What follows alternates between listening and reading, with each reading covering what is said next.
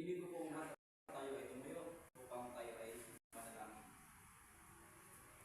Ama namin na sa langit, sambahin ang ngalan mo, kami po ay nagpapasalamat sa araw ngayon sa ibigay mo sa aming kalakasan.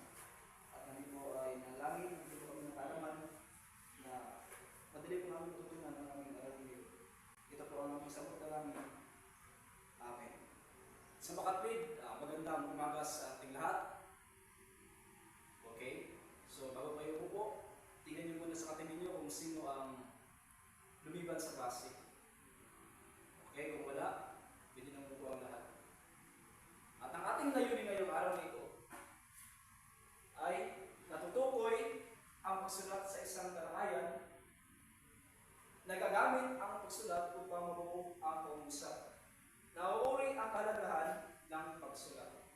Bago tayo pumunta sa ating paksang aralin, atin munang aralin ang nakaraang leksyon. Okay? Ito ay nagtutukoy sa mga liksik. Very good. At ngayon, sino ba ang nakakaalam kung ano ang pagsulat? Mahalaga ba ang pagsusulat? Okay.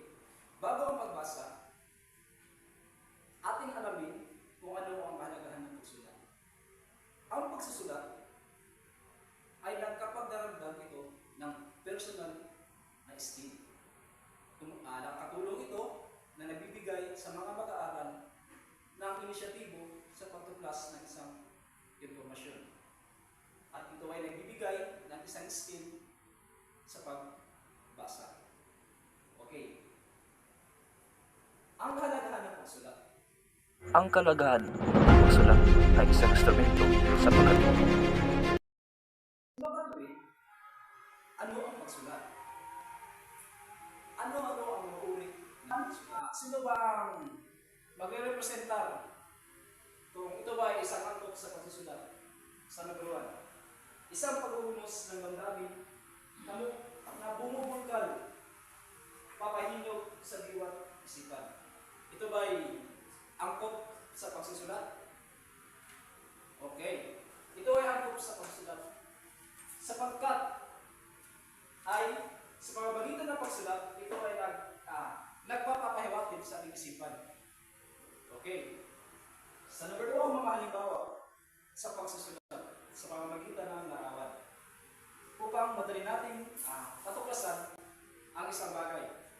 Tulad po dito, natatakot sa pamamagitan ng larawan, madali natin matutukoy kung siya ay masaya o kinakabahan. Ano ang pagsulat? Ano ang uri ng pagsulat? Okay. Sa iyong gawain, isulat sa inyong papel ang tama at mali. Kung ito ay tama, ito ay angkop sa pagsulat at kung mali naman ay hindi. Okay.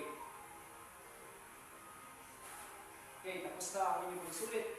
At ngayon naman ang inyong takdang aralin ay magbuo kayo ng isang pangungusap na may kalagahang pagsulat na estilo at estilo. At ipapasa niyo ito bukas. Okay, ito ang ating discussion ngayon. Hiniling ko lahat na tumayo at tayo ay manalangin. Lord, kami nagpapasalamat sa aming aralin ngayon na natapos ng Diyos. Salamat sa protection mo, sa bigay ng biyaya at kaisipan. Pogi, may nag-text sa'yo. Pogi.